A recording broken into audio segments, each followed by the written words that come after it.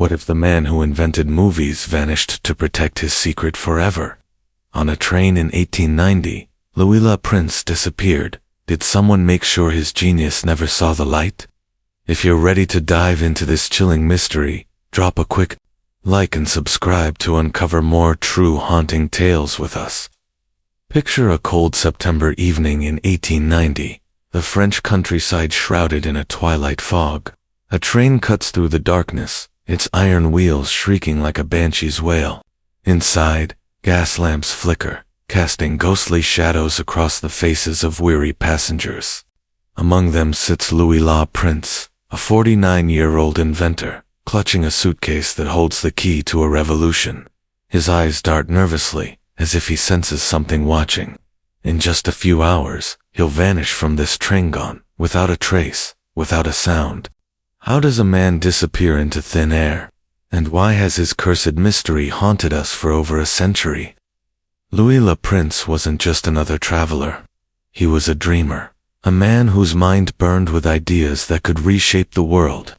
Born in Metz, France, in 1841, he grew up sketching, painting, and tinkering with machines. His father, a military officer, introduced him to photography, sparking a lifelong obsession with capturing life's fleeting moments. By the 1880s, while living in Leeds, England, Le Prince had done the unthinkable. He'd built a single-lens camera that recorded motion-moving pictures, the seed of modern cinema.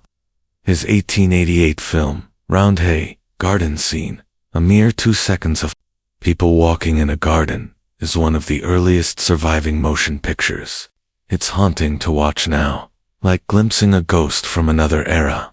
But on September 16, 1890, as he boarded a train from Dijon to Paris, Le Prince carried more than his suitcase. He carried a secret that could change history and perhaps seal his fate. The Dijon station buzzed with life that evening.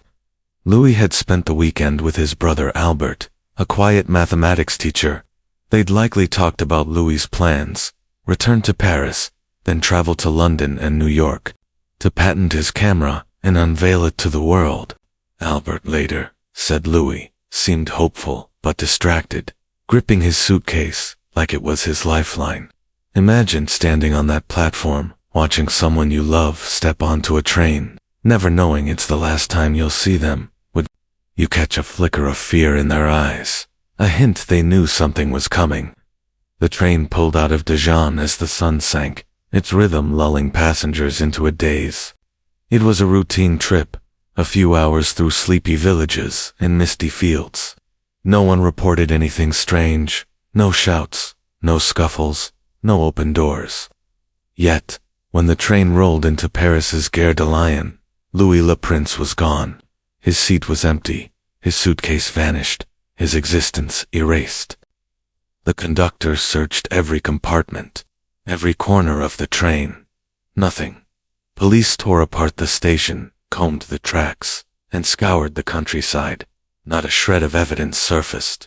It was as if the train itself had swallowed him, leaving only questions in its wake.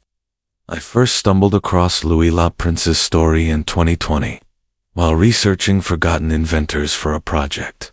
It hit me like a cold wind. The idea that someone could vanish so completely, leaving nothing but a void. How does a man disappear from a moving train, with no witnesses, no clues? The more I dug, the more the mystery consumed me.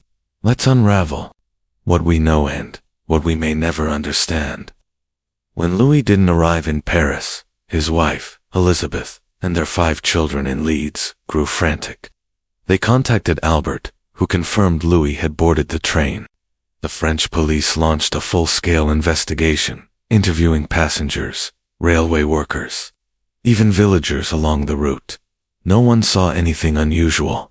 The train hadn't stopped unexpectedly. No doors were found ajar. The windows were too small for a man of Louis's build, tall, broad-shouldered, to slip through. Yet he was gone, as if he'd never existed. Imagine you're one of those passengers, half asleep in your seat, unaware that a man nearby has just vanished into history. Would you have noticed a shadow moving, a door creaking, a whisper in the dark. Theories emerged quickly, each more unsettling than the last. First, there was suicide. Lewis had poured everything, years, savings, his heart into his camera. Rivals like Thomas Edison, already a titan in America, were closing in on similar technology. The pressure was immense. But those who knew him, especially Elizabeth and Albert, insisted he was optimistic, even exhilarated, about his upcoming trip to America. He'd written letters brimming with excitement, planning demonstrations that would cement his legacy. Suicide felt like a stretch for a man so close to his dream. Picture yourself in his place, your life's work finally within reach. You throw it all away. Then there was the accident theory.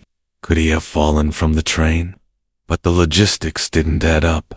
The doors were locked from the inside, and the train's route was searched for weeks. Forests, fields, no body, no suitcase, no torn clothing. An accident seemed implausible, yet the absence of evidence only deepened the mystery. It's the kind of thing that makes you wonder if something unnatural was at play, like a curse woven into the tracks themselves. The darkest theory was foul play. La Prince's camera was a game-changer, a device that could capture life in motion, something we take for granted now, but was pure magic in 1890. Inventors like Edison, and companies like Lumiere in France, stood to lose if La Prince patented first. Some whispered he'd been targeted, his work stolen to clear the path for others. But how? The train was crowded, yet no one saw a struggle. No blood, no screams, no witnesses. It's the kind of plot that feels ripped from a horror story, where the villain is a shadow you can't name. Imagine you're La Prince, carrying a secret that could make you a legend or a target. Would you trust the stranger sitting across from you? The police investigation stalled. No crime scene, no body, no leads. Elizabeth La Prince refused to accept defeat. From Leeds, she wrote letters, hounded authorities, and scoured newspapers for any hint of her husband. She believed his disappearance was no accident, that someone had silenced him to steal his legacy. In 1898, she publicly accused Edison of profiting from Lewis's ideas.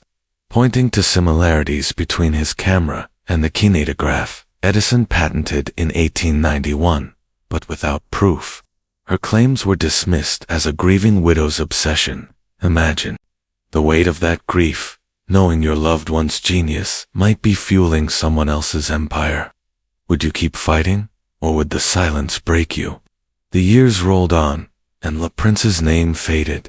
Motion pictures exploded into a global industry, with Edison, Lumiere, and others taking the spotlight. La Prince's Roundhay garden scene sat in obscurity, a forgotten relic. His family carried the pain, passing down stories of his brilliance and his loss. In 1920, Elizabeth died, still clinging to the hope that answers would come. His children, especially his son Adolphe, fought to restore his legacy. But the mystery of his disappearance loomed larger than his achievements. Then, in 2003, a chilling discovery reignited the case. A researcher digging through Paris police archives found a photograph from 1890, showing an unidentified man pulled from the Seine. His face bore a striking resemblance to La Prince's, same build, same age, same haunting stare. The timing matched, but the body was never claimed, and the photo's context was murky. Was it him, or just a cruel coincidence? The Seine, with its dark, churning waters, has swallowed countless secrets. Could it hold La Prince's too? Imagine finding that photo, staring into eyes that might belong to a man lost for over a century. Would you feel closer to the truth, or further away? In 2008, another clue surfaced. A historian uncovered a cryptic note in La Prince's papers, tucked away in a Leeds archive. It read, "The work is nearly done, but I must guard it closely. Not all eyes are kind." What did he mean? Was he working on something beyond his camera, new invention, a secret deal? Or was he paranoid, sensing danger in the shadows? The note is like a ghost's whisper, taunting us with questions it won't answer. Let's step back to 1890. The world Le Prince lived in was a cauldron of ambition and betrayal. Inventors were rock stars, but the stakes were brutal. Patents were worth fortunes, and men like Edison weren't above sabotage. Court records from the 1890s show Edison sued competitors relentlessly, claiming credit for ideas that weren't always his.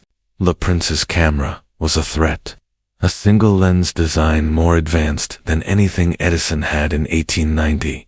If someone wanted him gone, they had motive. But the execution vanishing a man from a moving train without a trace feels almost supernatural, like a story too eerie to be true. Yet, there's another angle. Some historians suggest Le Prince might have vanished intentionally. He'd faced financial troubles, borrowing heavily to fund his work. His letters hint at stress, though not despair. Could he have staged his disappearance to escape debts or threats? It's possible, but it doesn't explain why he'd abandon Elizabeth and their children, whom he adored. His son Adolphe later said, "Father would never leave us without a word. He loved us too much." Imagine you're Le Prince, torn between your dreams and your family. Could you walk away from everything you love? There's a detail that gnaws at me. In 1891, just a year after Le Prince vanished, Edison unveiled his kinetograph, a motion picture camera that bore similarities to Le Prince's design. Coincidence? Perhaps. Edison was a genius, but he was also a businessman who knew how to leverage others' work. No direct evidence ties him to Le Prince's disappearance, but the timing is unsettling. Elizabeth spent her life convinced Edison or someone like him had a hand in her husband's fate. She once wrote, "The truth is buried, but it won't stay silent forever." Her words feel like a prophecy, still echoing today. As the 20th century unfolded, Le Prince's contributions were rediscovered. Film historians began to recognize him as a pioneer, perhaps the true father of cinema.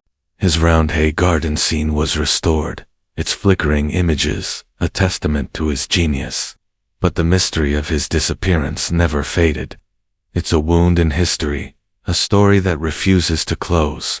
Some say Le Prince's spirit lingers in those early films, a ghost trapped in the frames he created. Others believe his disappearance was a warning, a reminder that genius can be a dangerous thing. Picture yourself on that train again, the air thick with tension. You're Le Prince, clutching your suitcase, your heart pounding as the shadows shift. Did you see something, a face, a movement that made you realize you weren't safe? Or did the world simply open up and swallow you, leaving nothing behind? The truth is, we may never know. Louis Le Prince's name may be a footnote in history, but his mystery is a scream that echoes through time, daring us to listen. If this eerie tale kept you hooked, share in the comments where you're watching from and what time it is. Stay curious,